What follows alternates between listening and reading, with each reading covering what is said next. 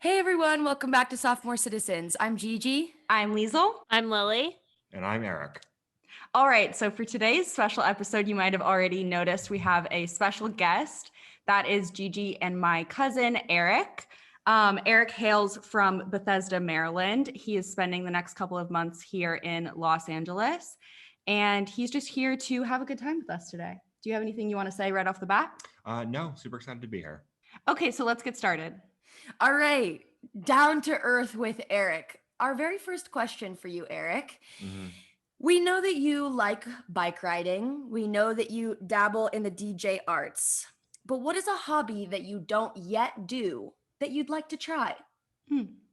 That's a good question. I think, especially looking back on 2020, we all had so much potential for exploring new hobbies and finding new passions.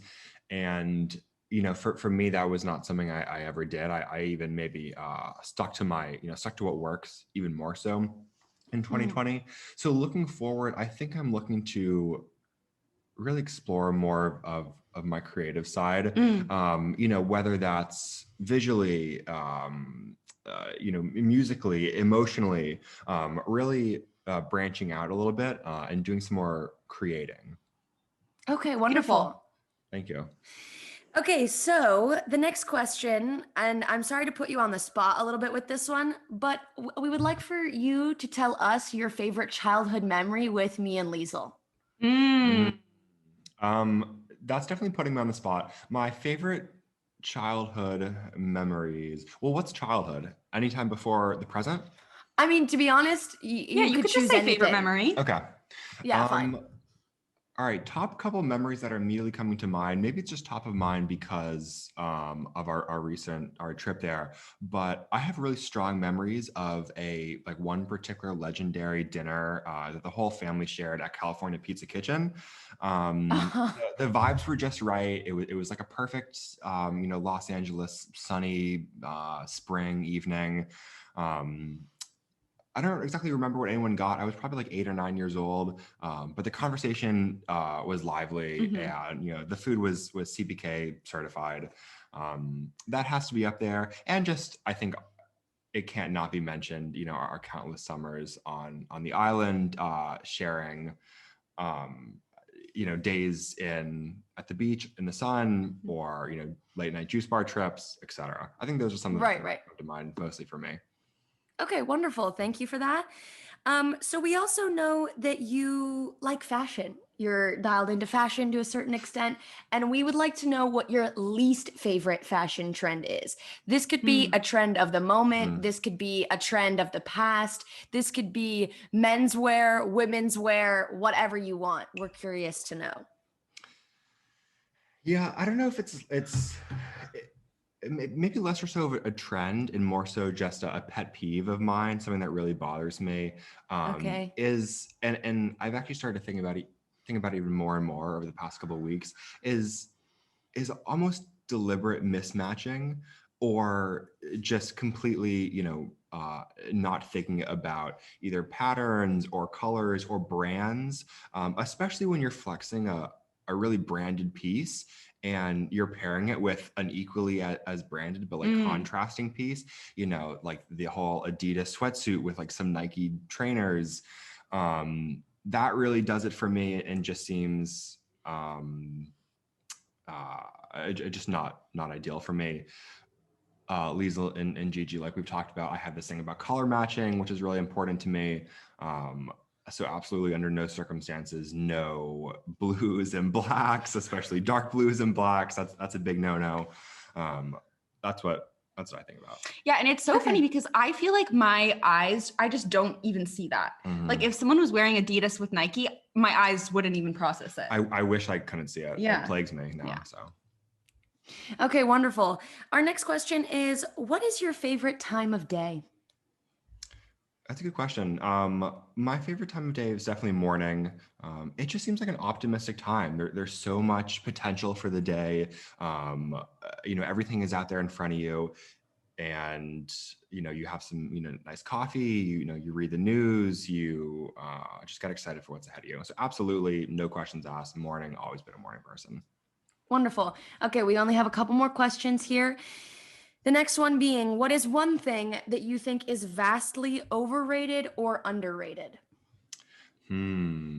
Okay, that's a tough one. Vastly overrated um, is probably also thinking back on 2020, people trying to like make the most of a tough time or like a difficult or out of the ordinary time.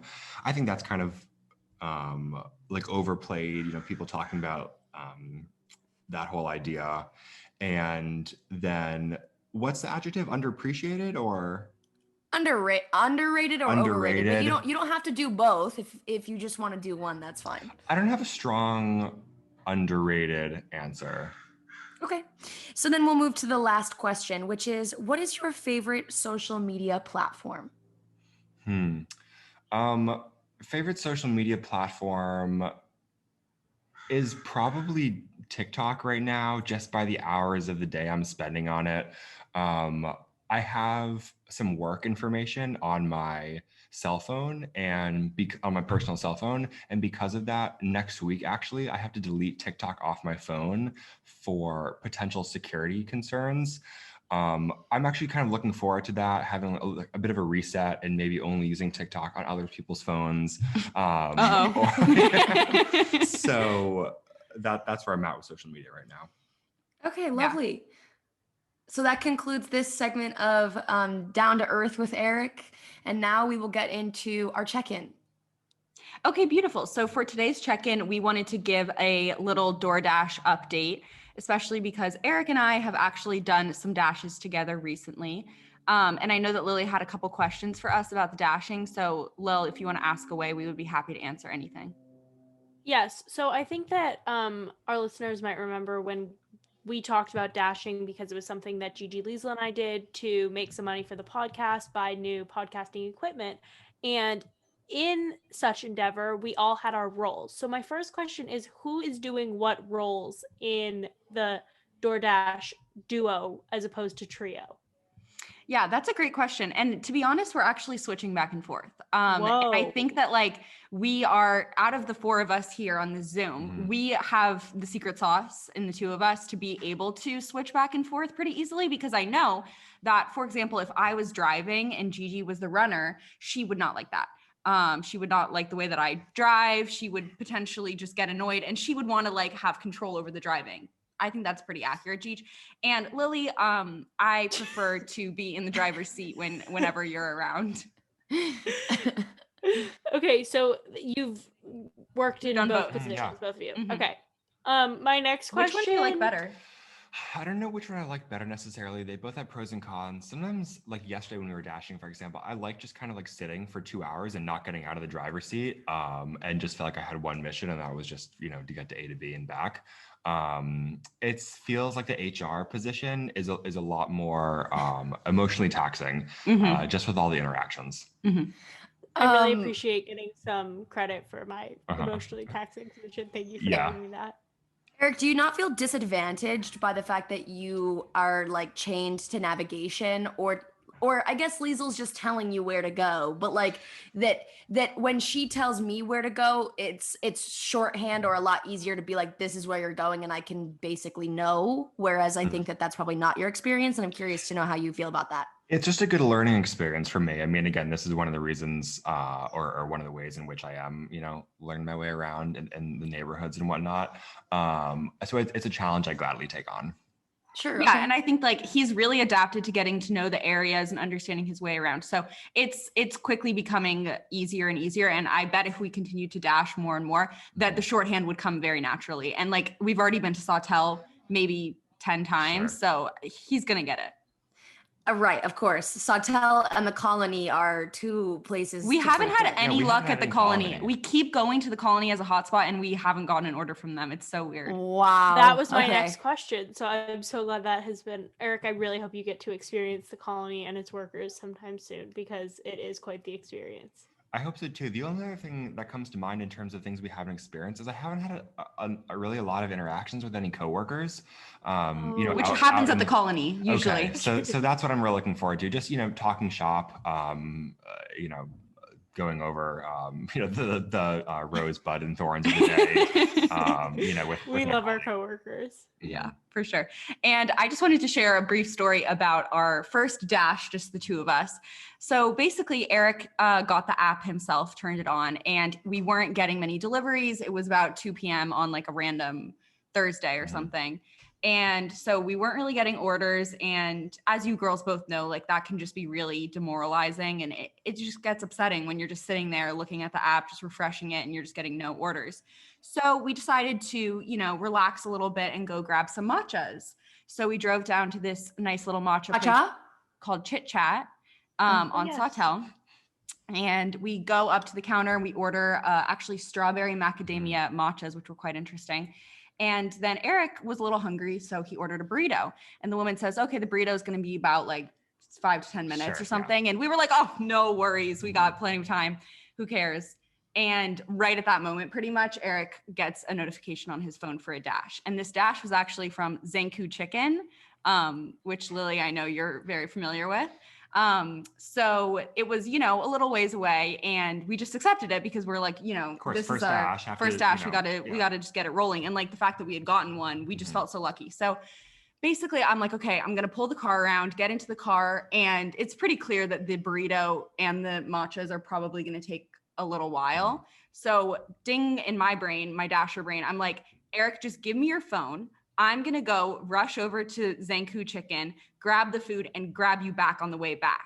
So I grab Eric's phone from him. He like basically throws it into the car window, and I skirt off. And at first I didn't realize that I would need to keep his phone unlocked because I don't know his passcode. And obviously I had two phones. So I had my phone and his phone. So I had no way of communicating with him at all. In my mind, you should have given Eric your phone.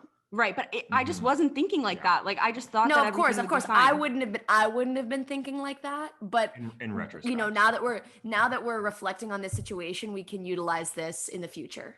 Yes, yeah, and anyway. If I can also add my perspective while we are looking back on this, being the seasoned HR person, I know that Zanku Chicken runs far behind their ordering time, so I would have known that you had plenty of time to wait for the burrito and go and make it all on time. No, Lily, you're totally right. Like we honestly I probably could have just waited.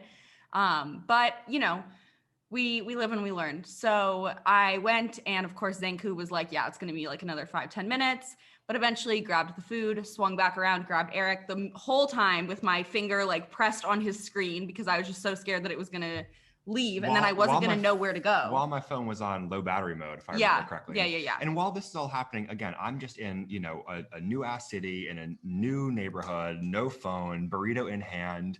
Every 30 seconds that goes by, I'm like, she has to be here. She has to be here. At a certain point, I just like eat the burrito on the side of the road. And I ultimately thought like you had completed the dash, and maybe because it took so long, and maybe even like got another one in the time that I thought I was waiting outside, standing on the side of the road, no phone, just burrito. But I think it is also like waiting like that with no sense of time is agonizing. Like I just felt bad. I just felt bad because I knew that he was waiting, and I knew that I had no way to communicate to him like I'm waiting for the food or anything. I feel like if the roles were reversed, I would have handled being in your role way more poorly. Like I was glad that I had activities to do, and like I knew what was going on, and I knew that you were confident just standing on the side of the road, and you could have stood there forever. I mean, it could have technically, but all I was going to add is that my only reference point for that experience was when I got my phone stolen in London while I was abroad, and then had to go on like a half-day travel excursion to get back to my place with no phone. And on the flight specifically, I wasn't sat with anyone that I knew or anything. So I'm literally just sitting there with absolutely no clue like where we are in the flight, how much longer it's going to take, nothing to occupy my mind but replaying the experience of having my phone stolen. And that was true agony. So I feel for you, Eric. Of course, it's not as bleak as my situation because you did have burrito in hand, and Liesel was coming back at some point. But I can completely understand the feeling of just being like, don't know what to do with myself, and I have no way of knowing when the end will arrive. Yeah. Yeah. Totally. So we've been having fun dashing, Yeah. and I'll keep the podcast updated if there's any other remarkable stories or incidents or anything that happens. But I would love to get into the main topic for today's episode, which is going to be some relationship advice. I went to the Reddit page r/relationship advice, and I pulled some of my favorite quandaries, and we are going to answer and give our feedback. Are we qualified? Probably not. But these people are asking, this is advice that they've asked for, and they'll ask anyone. And, I really do hold the belief that advice and action are like two separate entities. I think that some people are really good at advice and then they can't take their own advice, and vice versa. So I don't think it even really matters if you've been in any of these situations. We are just here to provide our honest and open feedback, what we would do in this situation, what we think this person should do. And I think that'll be really fun. Okay, great. So let's start out with a pretty brief one. So I'm going to be reading this from the perspective of the Reddit user. Am I, a 19-year-old female, wrong for being upset that my boyfriend, 20-year-old male, hasn't gotten me anything for multiple holidays? Me and my boyfriend have been together for 1.5 years, and both Christmas and my birthday, he hasn't gotten anything. He has been trying to apply for jobs since October of last year, but hasn't had any luck. He usually says he doesn't have any money to get me a gift, but he randomly had $100 to spend on a mobile game. I was mildly upset that instead of thinking about me, he spent the money on his game. But Valentine's Day is coming up, and I know it'll be another holiday where I won't get anything. I just want to know if I'm wrong for wanting him to get me something. I mean, this is a classic issue. Mm-hmm. This, to me, obviously what we need here is some clear communication between these two about their love languages. And even just communicating that a gift is important to her, I think she's already 10,000 steps ahead. The other thing is also that, not having money is no excuse, because there are gifts and things that you can do for someone that don't require any money at all. And so I feel like maybe this man needs to be a little more creative and thinking outside the box. But again, I think it's important to think about, maybe he has no concept of like the gift giving love language, and that means nothing to him, giving or receiving. So that's not even like in his realm of possibilities. Who knows? That's my take as of right now. I agree with you completely, G. You said pretty much everything I was going to say. I think that maybe this man could take a point from our episode a few episodes ago where we talked about love languages, because I think that is very, very important. And yeah, just some communication. But in her question, she said, am I wrong to feel this way? I absolutely do not think she's wrong to feel that way. And I would expect a gift in her situation, but do think it's important to say that a gift does not mean he's spending $100 on a nice item. I think gift is a broad term, and she could also benefit from maybe opening her mind a little bit to go beyond just physical gifts and other things he can maybe do for her or give her that don't cost money or time if that's not what he has. Yeah, I'm also curious, like, has she been giving gifts at all of these holidays and he has been like blatantly not reciprocating? Because that just seems like it would be so awkward if, like, for Christmas, for Valentine's Day, for birthday, for every event, you were always getting them a gift and then you never got anything in return. So yeah, I completely agree that at the end of the day, it just does come down to communication. And Gigi, as you said, like, gifts don't have to cost a lot. And I think that, like, if this girl didn't feel super comfortable talking to her boyfriend about this, maybe if she tried giving him a handmade gift or a gift that didn't cost much money and really laying it on a little thick and being like, I made this for you for Valentine's Day to show you that I love you. I really hope we have a great day together. And then maybe like over the next couple holidays, St. Patrick's Day, like see if there's any, gift exchange or anything. And then see if, then if he's really still like not getting the hint, then you could breach like a little conversation. Yeah, I mean, I'm also curious about if she is giving him gifts in the first place, and I can just not believe like how oblivious could someone be, Right. or in what societal arena it takes place where like one person's perpetually giving gifts and the other is not. That sticks out to me. Also, this $100 mobile game seems questionable at best. What type of elite Flappy Bird download is this person getting themselves into? They're spending $100 on an iPhone game. Yeah. You brought up two things that I wanted to touch on. First, obviously, the questionable purchase on the game. Like, what is of value to you at that point? Like, I'm already a mobile game, a mobile game, right? Then the other thing that comes to mind for me with this issue of is she giving gifts and he's not, like, this feels confusing.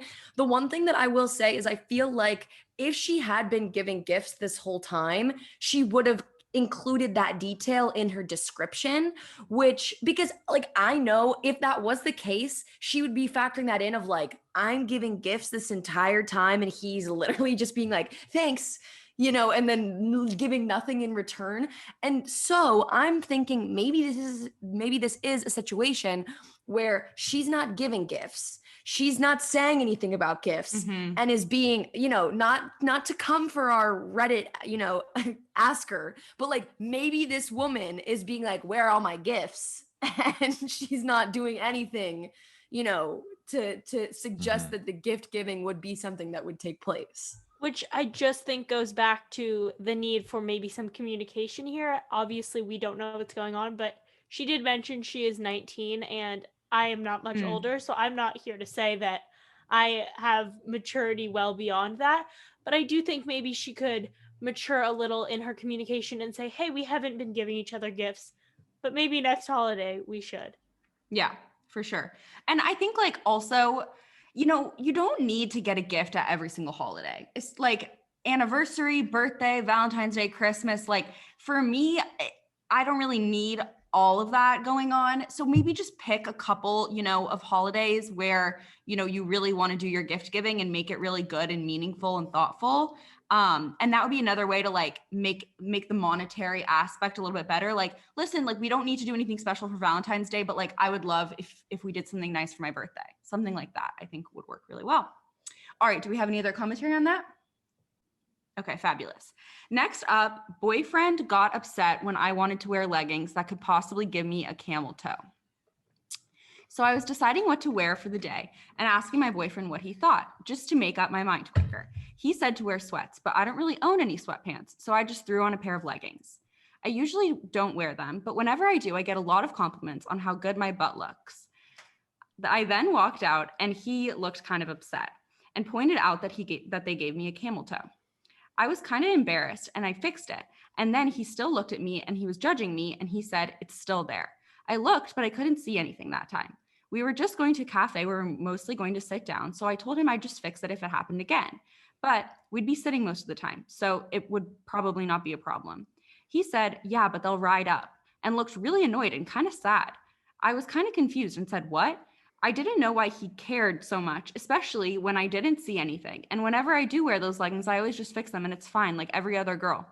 He then got super quiet and looked upset and said, are you sure you're going to wear those pants? Then kept suggesting other things for me to wear. I said that I like them and I can handle it, thank you. And he said it makes him uncomfortable because other people might see. Any thoughts? I mean, listen, this sounds to me like he's having an issue with the leggings. Yeah. And making up this camel toe excuse, or like maybe that's part of it. Maybe the camel toe is part of his discomfort, but maybe especially if she's getting compliments on her butt every time she wears leggings, he's probably perceptive and picked this up and is like, I don't want my lady walking around in leggings, letting it all out there for everyone to compliment, which I don't agree with, but that's what I'm picking up from this description.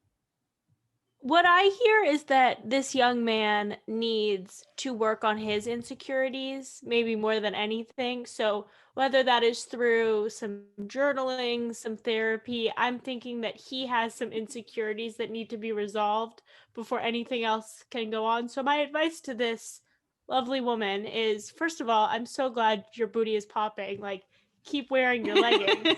And like maybe suggest to your boyfriend that he work on his insecurity and get to the root of that, because I have a feeling this is going to present itself in many more forms in the future. Yeah, there were just so many interesting things mentioned to me in this description. Gigi, as you point out, the booty and her mentioning that people like compliment her on that. And her the lack fact that of she sweatpants. doesn't, the fact that she doesn't own sweatpants, sus, but okay. But I think like, obviously in this situation, right? Like this is pretty ridiculous. Like, dude, like get over it. Or, she just needs to like tell him like, that's weird that you are so uncomfortable with me wearing leggings. Like everyone wears leggings. Like if there's camel toe, there's camel toe, who cares? But I think that also generally, like, how do we feel about a romantic partner having commentary on what we wear? I feel Is it fine commentary? about it. Is it commentary or is it criticism, Liesel? Well, I don't know. I mean, how would you feel like about commentary on your outfits from your partner? And do you think that your partner is allowed to restrict or comment, on what you're wearing? I think it's especially interesting in this scenario where she actually sought out her significant other's advice in the first place, or reached out to him just to expedite a decision. Yeah. And then he gave an answer which she didn't like, or actually I guess it sounds like she wasn't physically able to take the advice of because of her lack of sweatpant ownership. Again, also suspect. But I think asking your significant other for clothes advice, fashion advice, things like that is totally fine, as you would a friend. But it's, again, when maybe this not jealousy, but like insecurity, like you were saying, Lilly, comes out, that's when things could be dangerous. Yeah. And like, I also just can't help but think of the show that we're currently watching, Euphoria, where, for example, one of the characters goes to a carnival in these insane, like cutout pants that are, very Assless chaps? Like hipless chaps. Yeah. Okay. And it's not like crazy, but it's definitely it's carnival crazy. Yeah. Though. Yeah. To wear to a carnival. Is that the TikTok audio where she goes, "I'm just like a hooker," and then if you like me? Yeah, exactly. So, and her boyfriend, and is really upset about this, especially because it's at a carnival and his family is going to be there.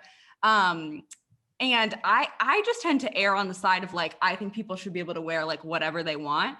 But I do kind of understand, like, I could see a perspective where a guy like wouldn't want their girlfriend to be like basically naked or like dressing so provocatively, especially in certain situations. I feel like I know that I have my own thoughts and opinions on other people's clothing choices. So I don't see why that wouldn't extend to a significant other. But I think that like that is just conversation about opinions of like, oh, I like that, or oh, I don't. And ultimately whatever I think about someone else's outfit is not that important. And whatever anyone else thinks about my outfit isn't that important, because I do believe that it's like, whatever you're choosing to put on, you're the only person that you need to check in about it with.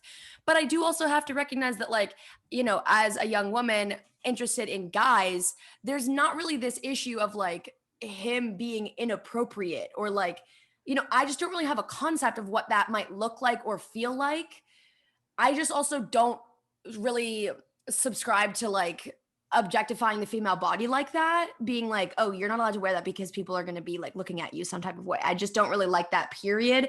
But again, like I'm having a difficult time with that like role reversal, because it's not like I would ever really be in a situation where a significant other of mine would be doing something that's that like inappropriate or scandalous. Right. Yeah, Gigi, that's a really good point. I think in terms of commenting on other people's clothing, like if I think of me being in a relationship, if my boyfriend, let's say, was wearing a shirt that like, because I can't use inappropriate as a point of reference, was wearing a shirt that like had some offensive words on it, which I know is different, but I'm just trying to find some way to compare. I would absolutely say, hi, I really don't want to walk into this cafe that we're going to with you wearing this shirt. Like, those shirts that people... Or Lilly, I was just going to say, or like, let's say he had like a naked lady on his shirt. I would be like, please, I would be like, no. That's actually, that's good. Yeah. The ones that people used to wear in middle school. Yeah, but that's not due to anyone on the Zoom's insecurity. That's due to just like Social social norms. norms. I think there's again, like we were saying, there's no like flip side of slut shaming for men. I'm not going to say that there's not a single case of it, but incredibly rare versus towards women. So I think you're right. The only there just isn't An equivalent. An equivalent, yeah. So that's why I'm trying to have just, a little bit of sympathy for the guy who's bothered by camel toe, because it's like, as Gigi's saying, like, I don't know if it would bother me. I don't know. Well, and Eric, I mean, I don't mean to suggest that you are having any insecurities we need to be worried about, but do you feel any type of way, or have you previously felt any type of way if someone you're with was wearing something? It's not a matter of like, oh, you don't like it, which maybe you can address that too if you feel called to do so, but like that it's inappropriate, or like that you don't want people looking at your girl. Of my past significant others, I've been more offended when my girl is just not dressed correct in terms of, the aforementioned principles of fashion, which I, personally adhere to. That's what really grinds my gears, and that's when the hard conversations happen. But no, from speaking to the person in the Reddit post, from one secure king to an insecure king, perhaps, I think again, it comes down to the relationship they have, with their own issues around jealousy. Yeah. All right. So I think that's that on that. Let's move on to the next one. How do I bring up to my girlfriend the pressure I feel as being her main source of activity? Me, 25-year-old male, and my girlfriend, 25-year-old female, still both live at home with our respective families in the same small town. So close to each other that we see each other whenever we please. My issue is that she doesn't really have personal hobbies or interests to occupy her time when we aren't together. So she's constantly bored and looking to me to do things with her in any free time we might have. Problem is, I enjoy having some time to myself to read, play music, watch TV, etc. She doesn't have any interest in picking up a hobby to occupy herself when she's alone. Anytime I suggest wanting to do things on my own or with a few guy friends of mine, overseeing her though, she takes it as me not wanting her, which just furthers some personal anxiety she already has. How can I explain the pressure I feel regarding this to her while minimizing the chances she takes it personally? I've nibbled around the edges of it before, but it hasn't gone over great. We've been together for about 2 years, and the stress of always having to be on for her gets to me from time to time. But the last thing I want to do is for her to take this as a personal criticism. So I will say I can appreciate that. I think this person is thinking deeply about this issue and is trying to protect the relationship, his girlfriend's feelings, but also looking out for himself and his own, personal time to himself, which is obviously super important. And I get the sense that yes, he wants her to have hobbies or other things to occupy her time, for him and his alone time, but also that I think he just wants that for her in general. And maybe I'm assuming too much about this person or this couple. But it is a tricky situation because it obviously it's difficult to say to someone like, you seem like you have nothing going on. And it's tough because as he addressed there, he doesn't want to like perpetuate or exacerbate any insecurity she might have about this issue. But at the same time, it is an issue and does need to be addressed. I don't feel like I have any solid advice yet, but that is my assessment of the situation so far. And I feel like just to think more broadly about this in general, obviously, this is nothing groundbreaking, but it seems that insecurity is like the root of all issues in relationships. Like one way or another, that is what is causing the majority of these issues. Like even in the 3 that we've discussed so far, that has played a factor, if not been the root of the issue. Yeah. And I think it's tough because I think part of why people like relationships or seek out relationships is to fill some sort of void or to feel more comfortable and feel more secure. But like, I mean, again, nothing groundbreaking, but that really is a journey that you have to take on your own. It's the solitude of self, you know, like you're alone in this world. And sorry, I didn't mean for it to take a dark turn, but like, you know, you can't go to a relationship looking for fulfillment like you got to have it within yourself to a certain extent and then be finding that also in someone else. So Yeah. I see that working its way into this situation. Yeah, I completely agree.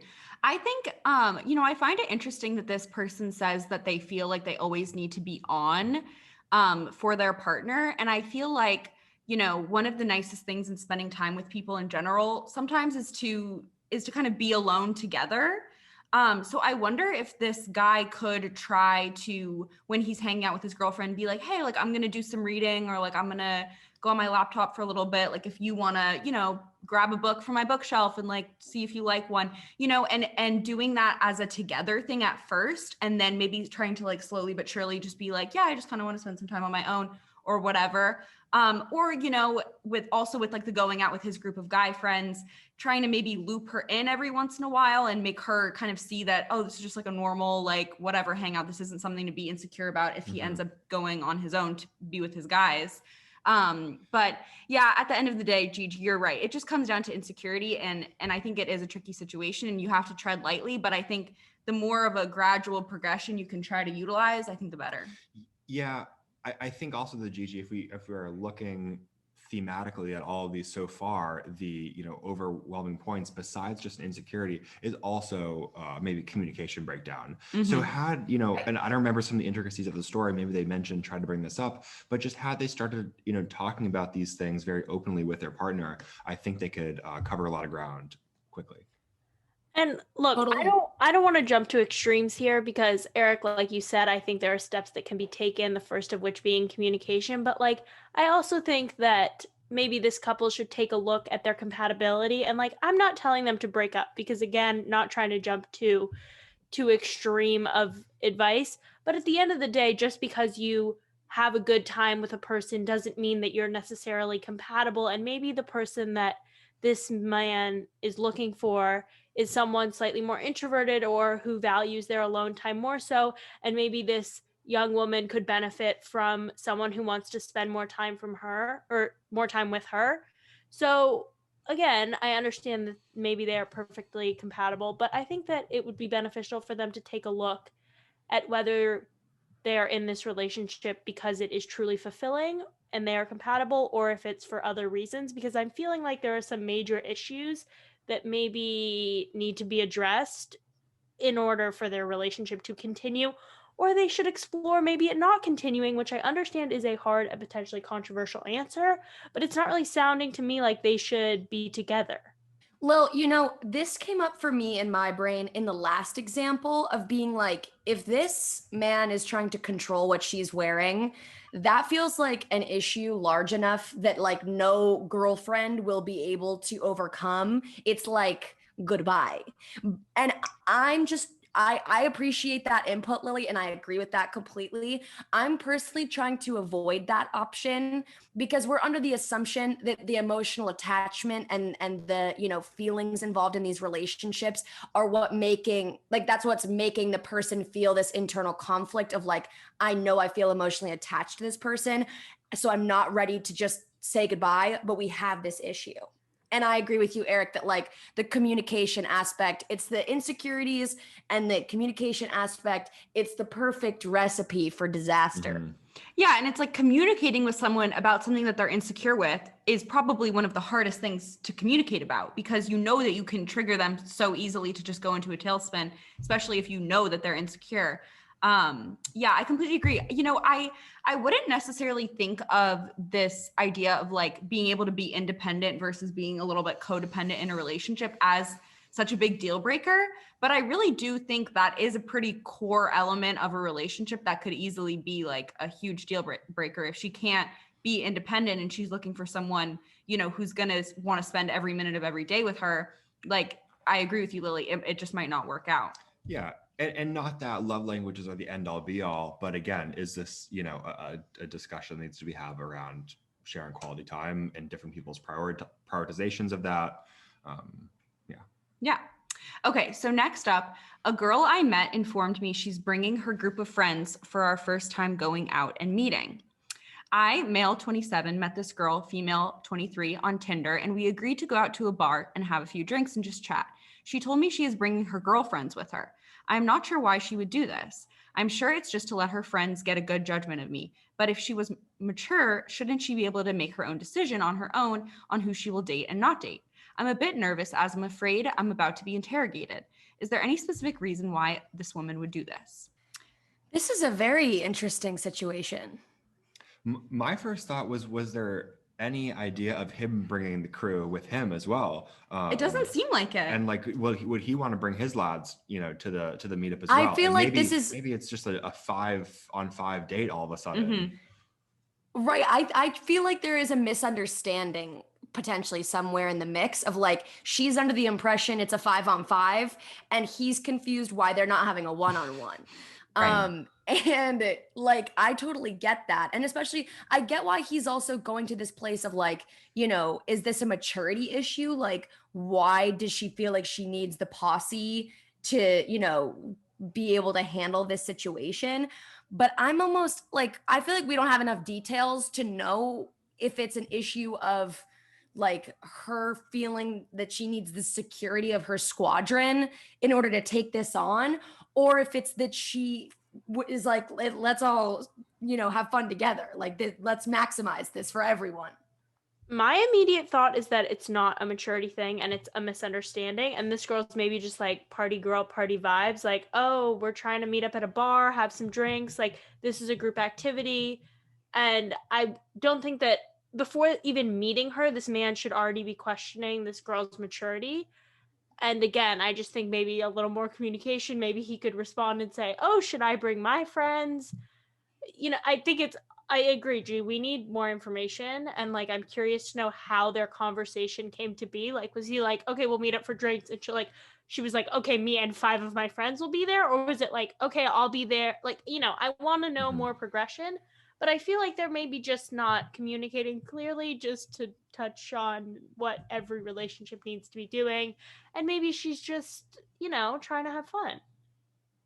Well, and listen, I think that this is a classic issue that occurs when it comes to dating apps and approaching the first meetup, because I think that there are a few different approaches, and I think there's a time and a place for all of our different options here, and I think that they're just not on the same page of what the ideal first meetup is, because I think that a lot of people do like what I think of as maybe what she's trying to do is be like, oh, me and my friends are going to this thing, like you should come so we can all like hang out. And it's, more casual, more relaxed, less pressure on it, as opposed to like, oh, let's go get lunch or have more of like a one-on-one, interaction.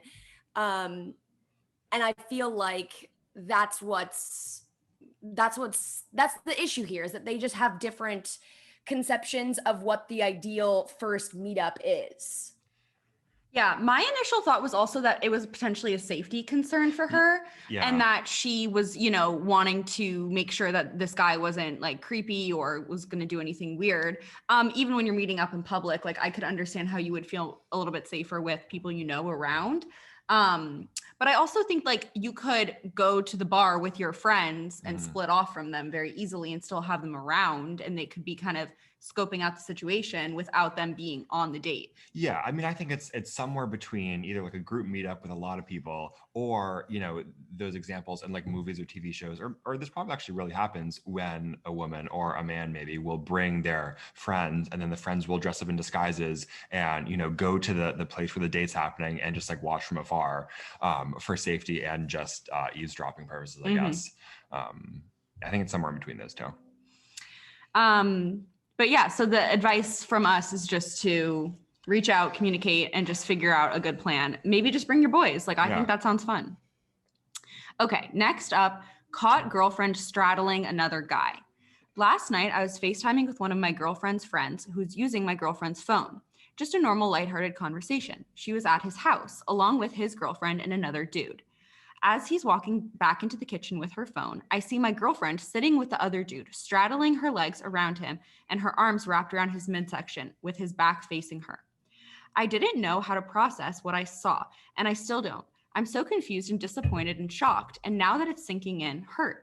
She took the phone and was acting kind of weird. I didn't want to address what I saw there because there were other people present there, and I felt weird and awkward and uncomfortable with the whole situation. So I said I was tired and hung up. She immediately texted me asking if I was okay, and I've been playing it down because I don't know how to talk about it or how to address it. And today I just feel weird and sad and kind of sick. Poor guy. Okay, so hang on. Can I just clarify? So we Mhm. have like we're talking to boyfriend who has seen girlfriend straddling someone else. Yes. Okay. Maybe I wasn't listening carefully enough, but the actual straddling act also seemed odd. Like his Yeah. back was to her. Yeah. Like she was like hugging him It was from like a piggyback behind ride. or something. Yeah. That can't To just me- be, not talked about. Okay, listen, that is weird. And I'll say that when I was hearing that description, I was, trying to envision picture it. And I feel like, what I'm unclear on is if it was a horizontal piggyback ride or if it was she's upright straddle, because to me she could be giving him a massage, which is arguably also weird, but Arguably. like okay, fine, it is weird, but like that's where my mind goes. Is this a massage situation or is this a horizontal piggyback ride? Look, Yeah. I don't And are others around? Like we're getting there are others around. It seemed he's like it was FaceTiming with a these friend two and, and like- another couple. Okay, It was I a don't solidified care. couple and then this girlfriend with another guy.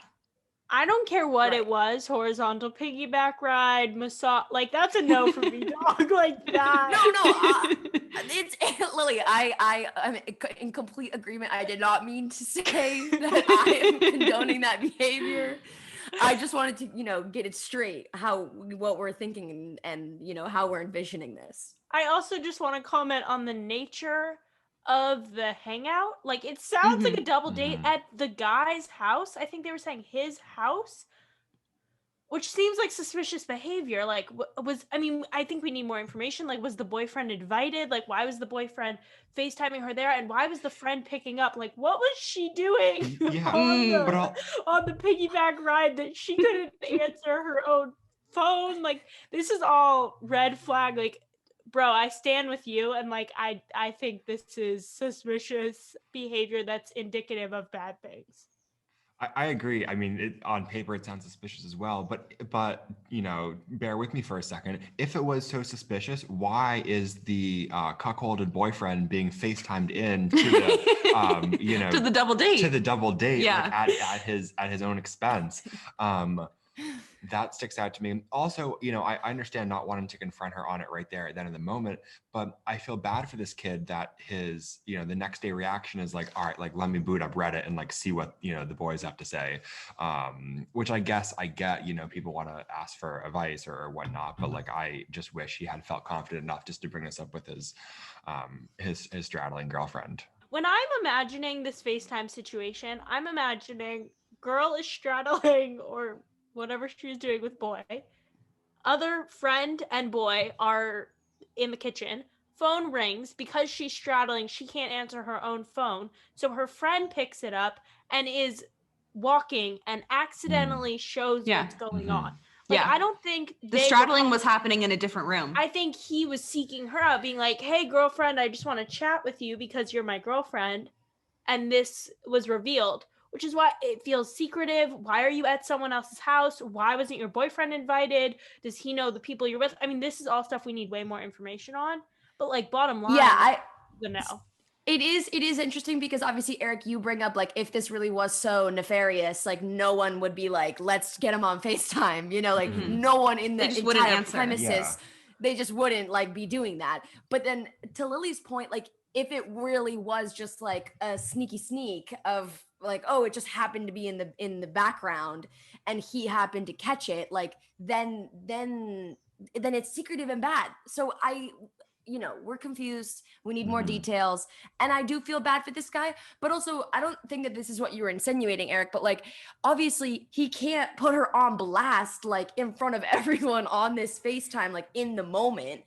Is that what Well, you're suggesting?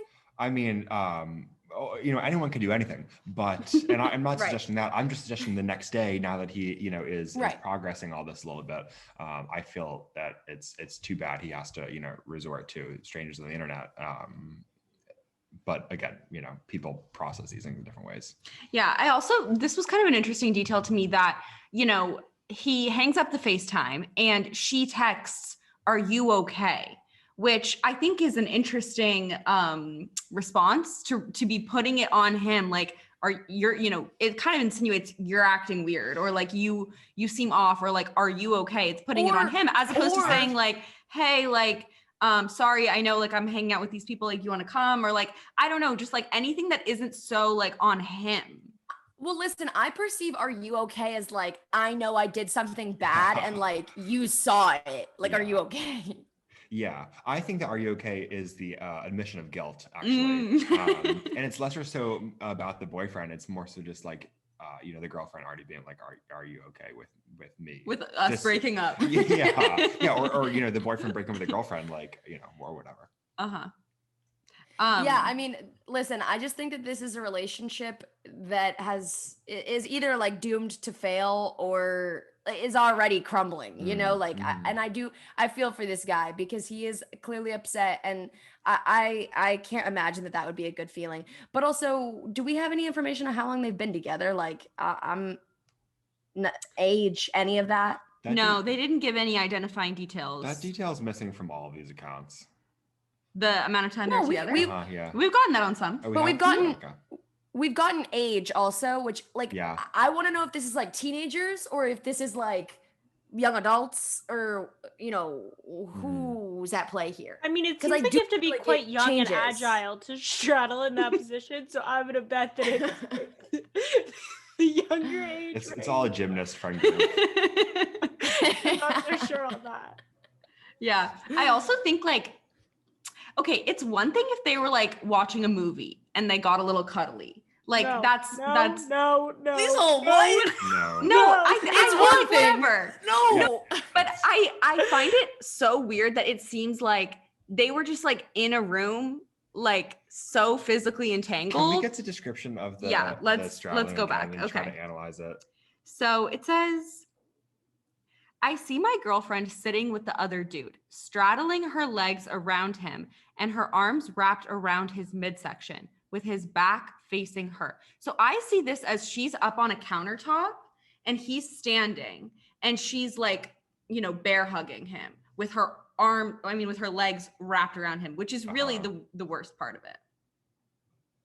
Do you know the amount of effort you have to put into getting in that position? That's what I'm saying. Like, if you're on a couch and you're a little cuddly watching a movie, I can understand that. This is like a full-on, like, it's not okay. I can't understand. Like, there was cuddling, I'd probably still have the same response. But this is so purposeful and like kind of difficult. Yeah, and the level of comfort that I would need to have with someone to do that to them would need to be high, which makes me think that if this is a full-blown cheating, like, these people have been like in a relationship this whole time on the side. And the other thing is also like it's not even like that, as you're saying, these are like, you would need to be pretty comfortable with that person to be doing that, but also that feels like a public display of affection between two people who are like, it's known by everyone that they're involved, and like, it's not weird that we're watching this just like, PDA cuddly moment of the two of them.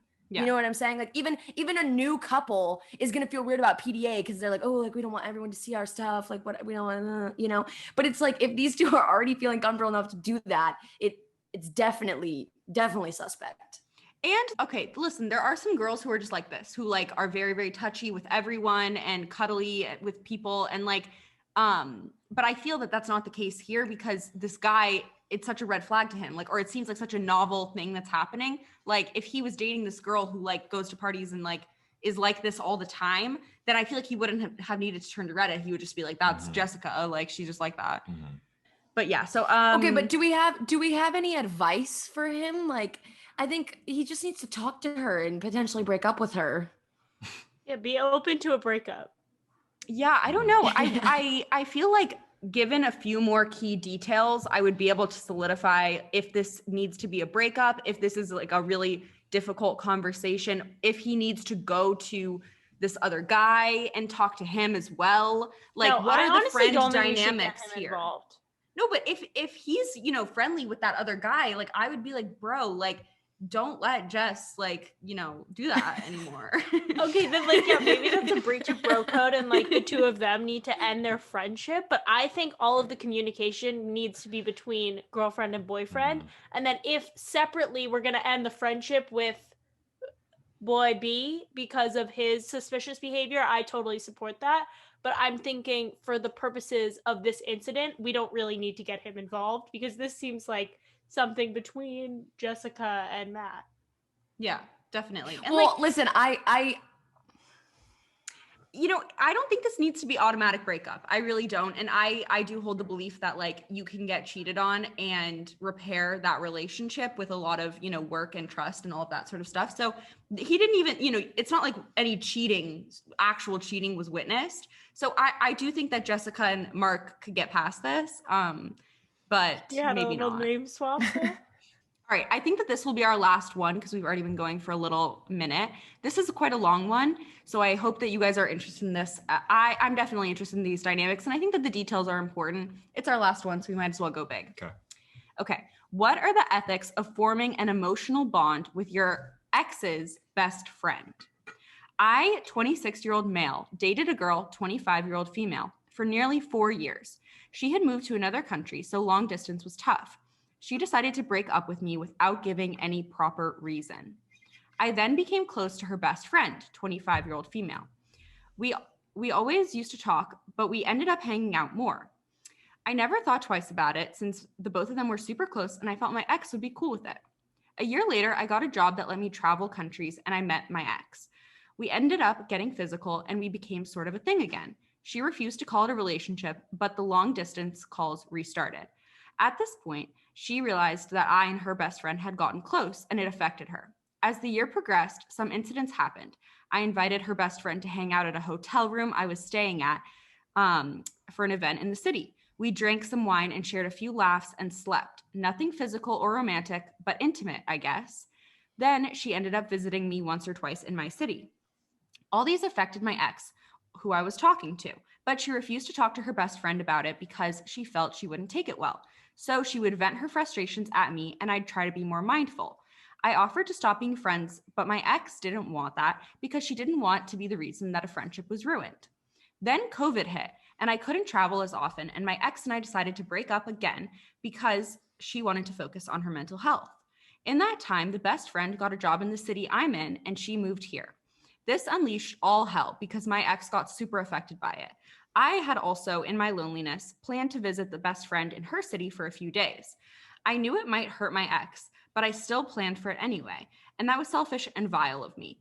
It never happened because of the job offer and the best friend moving to my city, but I told my ex this and it broke her. All this while, the best friend is oblivious to all of this and she moves to the city I'm in. She stays with me for a few weeks as she finds a new house and then moves to her place. My ex finally tells her about how much this friendship affects her. Here's the dilemma. I'm still in love with my ex and I don't want to hurt her. Her hurt is very bad because of this. I also don't want to break the friendship and make my ex feel guilty about that too. I try to draw boundaries, but it's inevitable that anytime I spend time with the best friend, it affects the ex. I want my ex to stop hurting and move on. I don't see any other way than to talk to the best friend and to mutually distance from each other. I don't know what the best way to make it work so that nobody gets hurt. The best friend and I are not romantically interested in each other. We're just very good friends. I also don't hide anything from my ex. I tell her whatever happens in the interest of trust and transparency. Wow. Wow, what a complicated situation. Yeah, did you guys get that? Do you have any questions? I was I following. think we have it. Okay. I think we have it. So the Yeah, guy, wow. The guy was I mean, never okay. romantically involved with the friend. No, just a close. Never, but friendship. also Besides that but one also, night okay. in the hotel room. Right. Well, that's the thing. Like, I am just like I'm confused because either we have an instance where the ex is feeling insecure and is feeling like I don't like that, my ex is friends with my best friend, or she has genuine reason to believe that this friendship would be threatening whatever their relationship is. And I especially think like if if there was a situation where they were all geographically together and the girlfriend or the ex could be witnessing their interactions, the friendship interactions in person, she could identify for herself if it is something that's actually threatening or something that makes her uncomfortable, or if it's a totally like harmless platonic friendship. And I feel like maybe what's happening in her brain and part of her discomfort, and as he said multiple times, it has really affected her, which I thought was an interesting word choice multiple times. But it's like, I think that she's just experiencing this like uncertainty of not knowing what's going on in this faraway place with two people that matter to her, and feeling out of control, feeling potentially insecure, feeling confused, and feeling hurt, you know? Yeah, totally. And I think like obviously there's a lot going on here, but I think like an important place to start is the fact that he's still in love with his ex and that they're currently not together. So like I think that that's the first hurdle that he needs to address is like, is there a chance of them getting back together? Is that what he really, really, truly wants? And what is he willing to sacrifice or do to make that happen? And maybe communicating with her, like, is there a chance, we've been kind of on again, off again. Is there a chance that it's ever going to be on again? Or is this completely done for you? Because I think like if he can figure that side of it out, then I think how he moves forward with the best friend can kind of like follow after that. And I think like if there's no chance that he's ever going to be romantically involved with his ex ever again, he should just continue being friends with the best friend and friendly with the ex. And if it affects her, like, I'm sorry, but that's not his problem, But I think it's more complicated if she says, I'm working on my mental health and, we're long distance and this is difficult for me, but I do still have feelings for you as well. And I could see us working out in the future. That's more complicated. I Yeah, really want to validate both sides of this because I initially hearing the story was really sympathizing with the ex. And I know that a lot of people would be like, okay, this girl's breaking up with him. She doesn't really have the right to have a stake in the situation. But honestly, I really feel for her and I can understand that that is very difficult and agree with her that like with a best friend, that is tricky. And like as much as she is taking herself out of the equation, she still holds some feeling in it and I can understand where she's coming from. But on the flip side, I can totally get where he's coming from. And my biggest issue with the situation was that the ex was refusing for quite some time to talk to her friend about it, which is like immediately what needed to be happening. And venting to him about it, I think that's super inappropriate and fucking with the relationship entirely. So I think that really needs to be resolved because not talking to your friend about the issue, but then venting to him, like none of that makes sense. And I think is complicating things quite a bit. But I do want to say that I really, really do understand both sides of this a lot. I just wanted to know like more about why it is that she doesn't feel comfortable to talk to her best friend about this situation. Like there must be something lurking that no one wants to address if you can't talk to your best friend about it. So that's what I was going to say as well. In the last example, we were, contemplating or even recommending having the friend talk to this other guy about like their friendship or like what the girlfriend was doing with him. But in this one, we like haven't talked so much about the like seemingly most obvious piece of advice we could give and just like have, the ex talk to her alleged best friend. That seems questionable. Also, my biggest takeaway from listening to the story was that this story would make so much more sense had they not been exes, had they actively been in a relationship. And she, the girlfriend, was upset that her boyfriend was so close, potentially hotel room intimate with her best friend. And like living together for weeks, like they're exes, like, and she broke up with him. Yeah. Multiple times at this point, I think. I mean, come on, Yeah, I completely also agree. think on that same vein, you either need to be exes or you need to be together. You are in some freaky in between, and like clearly it's not working for you because this man has admitted that he is still in love with her. So I think that it would be to his benefit, to his ex's benefit, and to the friend's benefit to either be with this girl, meaning you are together, dating, communicating frequently, or you are no longer in each other's lives, because the back and forth seems to be harming you, and I think we should eliminate that. Yeah, completely. And this is something we've talked about before on the podcast of, can guys and girls really truly just be friends? And in this scenario, I do get a little bit, iffy. I understand that the best friend and this guy are saying that they're just friends, but you're dating her, you were dating her best friend, you were in love with the best friend. I'm sure that they share a lot of similar qualities. And I just kind of am of the mindset that could potentially turn into something as well, with given a little bit more time. How many times do people go from being friends to being in a relationship? Like, I do think that happens. So I can understand the ex's discomfort, or feeling some type of way about it. And I could even understand, feeling a little bit uncomfortable communicating that to your best friend, because you don't want to make her feel like, you're being like weird with my ex. You don't want to make her feel some type of way. And I do understand the fact that this, girlfriend, she doesn't want to dissolve a friendship. Like, she wants everyone to just be happy, it seems. And it seems like she's going through a lot in her life with these breakups and her mental health. So, I can understand her not wanting to, ruin for this guy their relationship and his, close friendship with her best friend. It's really a complicated situation on all fronts. Yeah, I just feel like in this triangle, we have so much that is not like on solid ground, like there's just a lot that's uncertain and up in the air, and I don't like that for them. And I also get the sense that these people don't hang out as a trio, and I think it would be easier if they had a, 3-person dynamic of any sort, but it really seems like they just partner off and, be toxic. Well, that's what I was saying about if they were in the same geographical location, Yeah. then everyone could have a better sense of how these dynamics actually play out. And you could, obviously, you wouldn't have the drama of long distance. So they would probably be in a relationship that would be solved. The best friends would be probably best friends. And then the guy and the friend could be also friends all together. And it could be under, the watchful eye of the girlfriend to be sure that she's not uncomfortable or that anything weird is happening or that sleepovers and, hanging out for or like living together for weeks is not happening. Yeah. Yes. But sometimes, I mean, you can't just snap your fingers and be in the same location. Like, Yeah. Right. This one was also a COVID story, wasn't it? Yeah. Yeah. So there's also Right. the added, He twist can't travel as much. of mobility Yeah. issues, potential COVID restrictions or just like self-imposed COVID restrictions, which add just a Whole slew of issues. at the very least a wrinkle, in the story.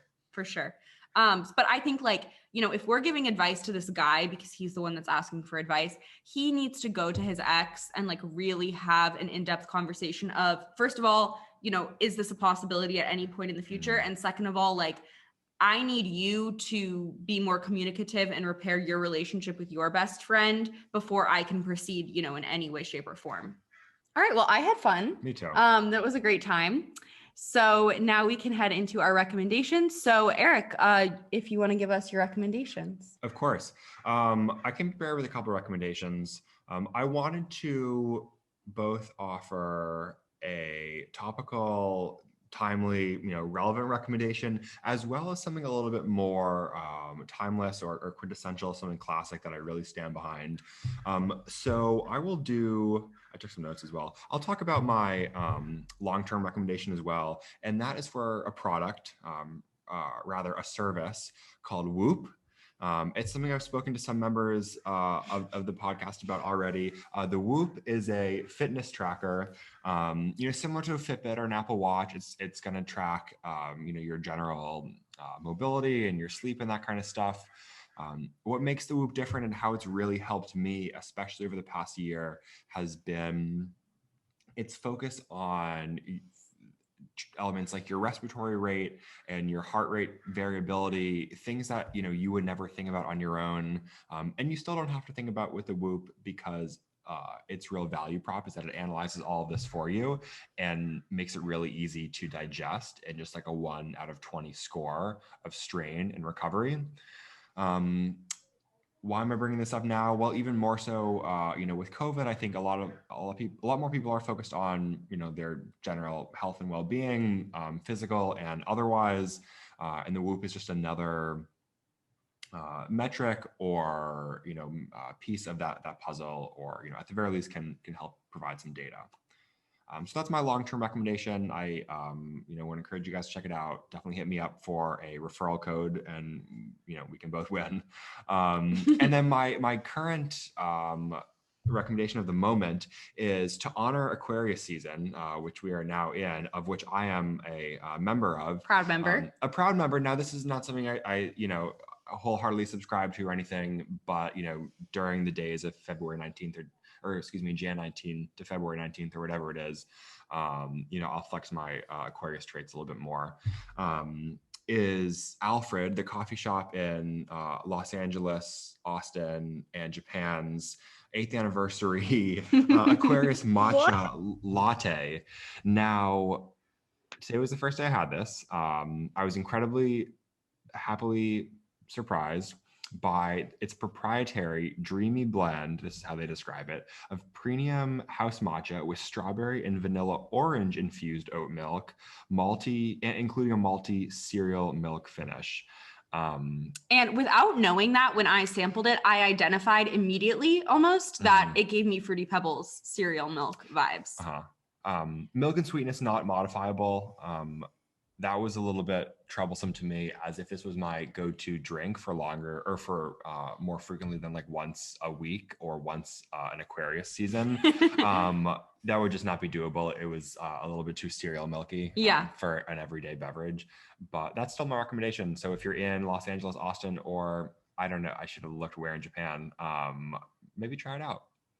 Wonderful. It's actually funny that you're bringing up this Fruity Pebbles situation, because Fruity Pebbles have been orbiting my friends lately. Like there was a craving for it, and then it was a journey to acquire it, and then everyone was like, why is this so good?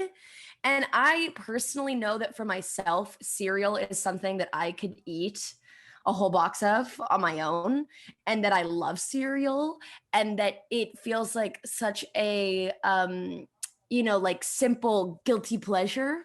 But it's definitely, to be honest, that will be added to my list of ultimate treat day items the next time that we do an ultimate treat day, because I would say that sugary cereals or cereals period are just typically not something that I would include in my daily intake, just because it doesn't feel like it's giving me that much staying power. Like I don't feel like it makes me that full.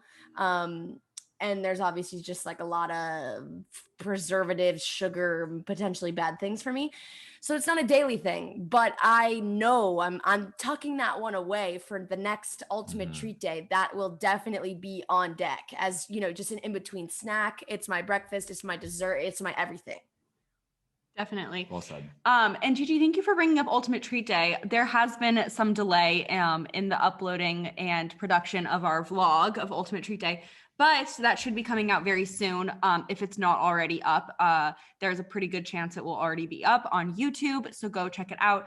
Our YouTube channel, Sophomore Citizens. And with that, we wanted to say thank you for listening to Sophomore Citizens, the podcast by young people for young people, with new episodes every Monday. So we'll see you wise babies then.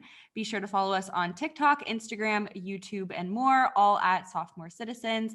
And shoot us an email, sophomorecitizens@gmail.com. If you're looking for any love advice from us, we would love to answer. And be sure to leave a 5-star review.